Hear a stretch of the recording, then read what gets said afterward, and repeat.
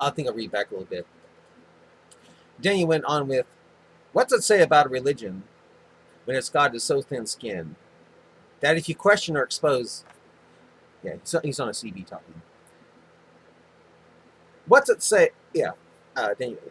What's it say about a religion when its God is so thin-skinned that if you question or expose its very own words in a critical manner, you have to die? Does that kind of religion sound noble, good, and honest to you? Is that a religion worth killing for? Is that a religion worth lying for?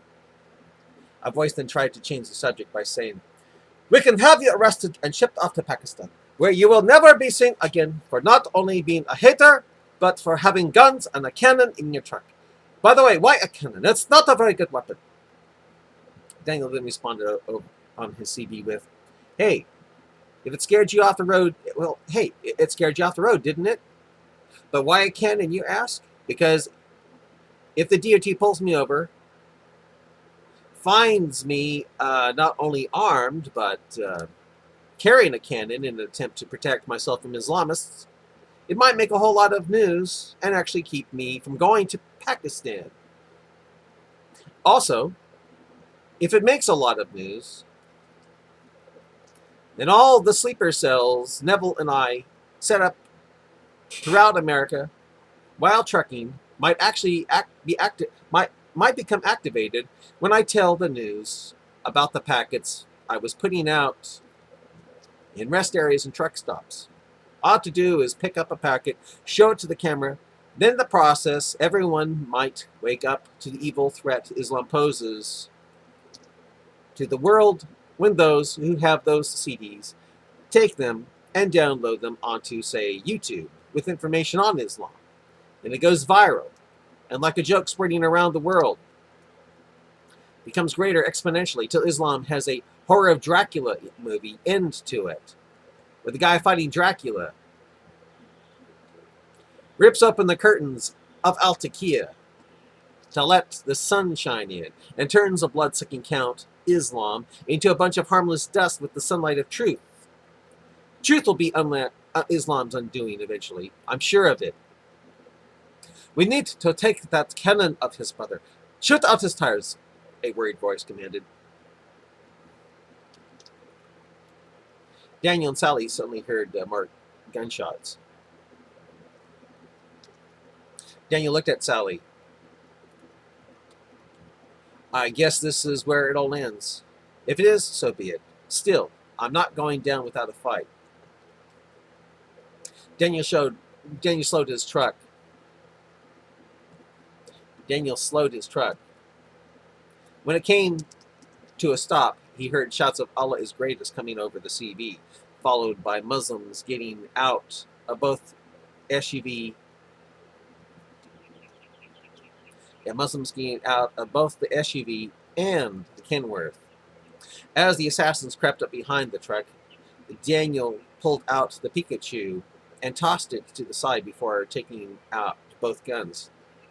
He prepared Sally. I'll try to aim at parts I hope won't kill them. I don't want to have to send them to hellfire. Besides, it's not their fault they're this way.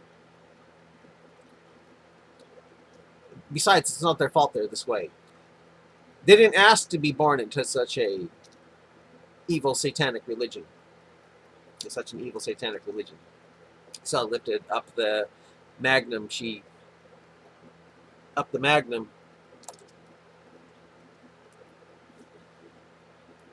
She had carried with her since Daniel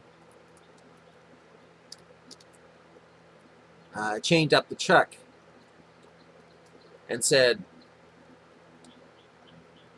I can't make that promise, especially since they were shooting at me as well. Gad, girl, said Daniel with a smile. You could have killed me all this time. But I didn't, said Sally. What's that tell you? It tells me that Mo is definitely wrong about women having half a brain. That's what, said Daniel, looking at the bullet-ridden mirrors to see if more Muslims were coming. Suddenly, Muslims were heard shouting, "Now!" as they jumped out from under the trailer and ran down both sides of Daniel's truck, trying to get to Daniel in the crossfire.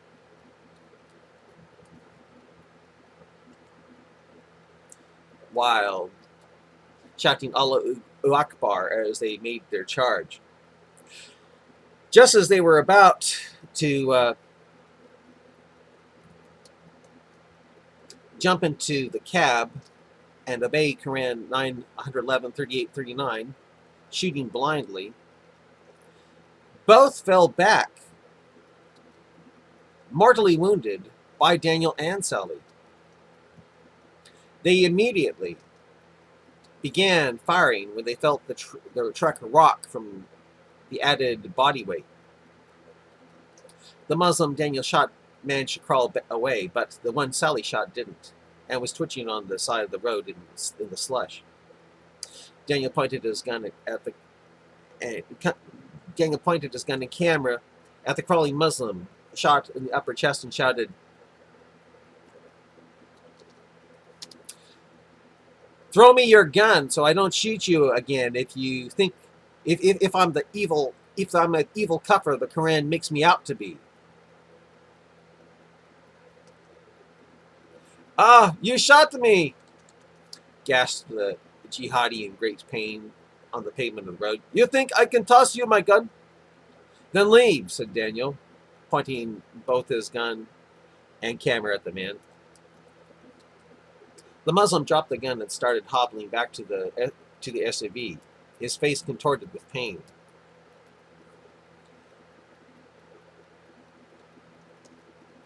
What sounded like cursing came in over the CV.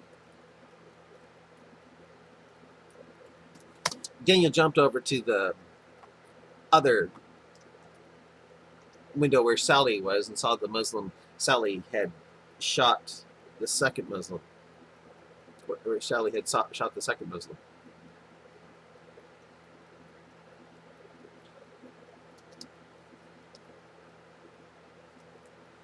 The gun was still in his hand. "Gad," said Daniel, I think you killed him. I can't believe you did that." "Oh wait, you did try to kill me. What am I thinking? I didn't want our heads resting on our asses, or worse," said Sally was defiant. "Oh, I'm not that good looking," smiled Daniel. Sally laughed. "Yeah, I didn't want our heads resting on our asses, or worse." Sally was defiant. "Yeah. Oh, I'm not that good looking," smiled Daniel. Sally laughed. "I think you meant you didn't want to be Sunan Abu Dawud," said Daniel as he jumped down to take the gun from the Muslim who appeared dead. The sudden realization that he may only be Takiyaing and just acting like he was dead stopped Daniel from advancing any further. But Daniel suddenly slipped on the slush that had formed on the step and fell on the dying Muslim. Daniel composed himself and took the gun while looking to see if more Muslims were coming. Seeing no reaction from the fallen Muslim, Daniel got the uncomfortable feeling that Sally had killed the man.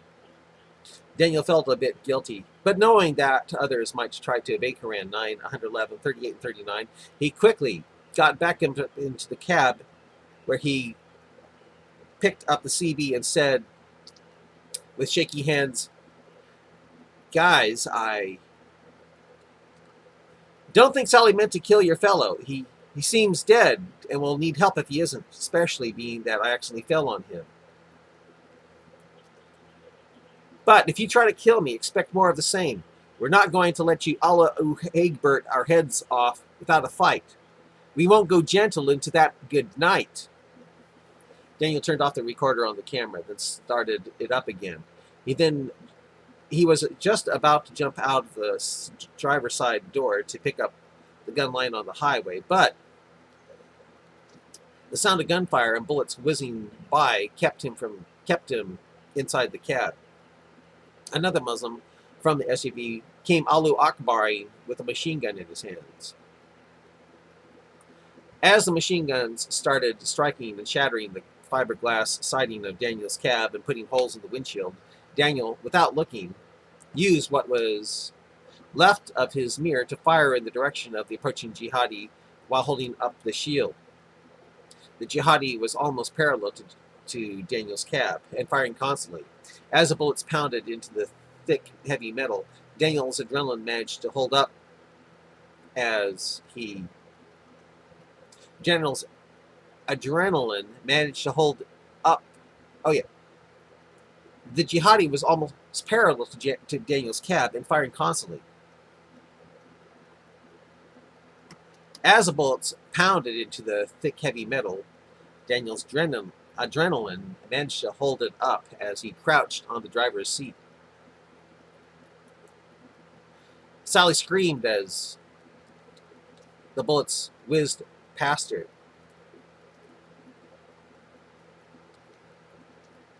Punching holes in the roof over her head.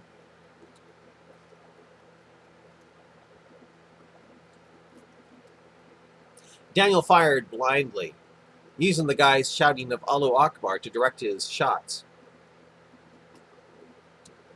Unbeknownst to the charging jihadi, his shout of Allahu Akbar allowed Daniel to play a deadly game of Marco Polo, sending bullets thundering in his direction while hiding behind the shield. When the Magnum was empty, Daniel quickly switched to the Glock and rapidly fired it.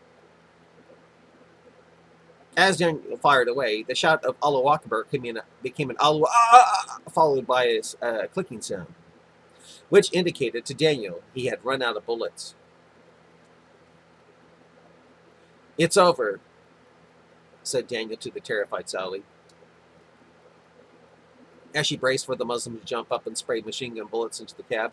Sally looked like she was reaching for something, but things were silent, and mere moments began stretching into minutes.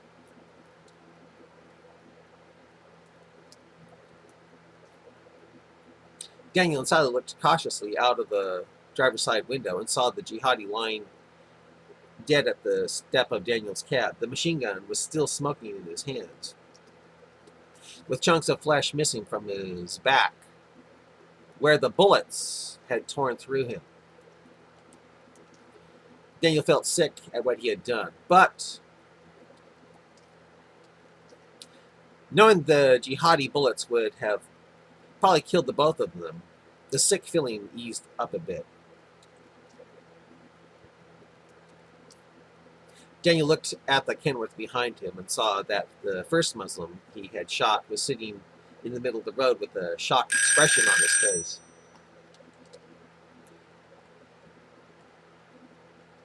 I think I'll read a little bit further here. The shocked expression on his face. Those in the cab, those in the Kenworth, then helped him into the truck.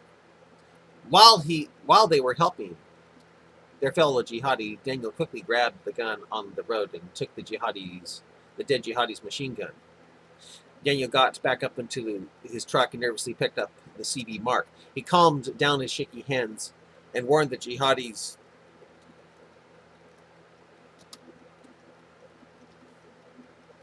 "Not only do I have 3 handguns in my possession, looks like I now have an Uzi. Quite illegal for damn sure. You guys are really starting to make me look quite the badass. And very newsworthy. Keep it up. Maybe I'll end up with an atom bomb in my truck." There was no answer over the CB. Daniel spoke into the mic. "I'm going to continue to my destination.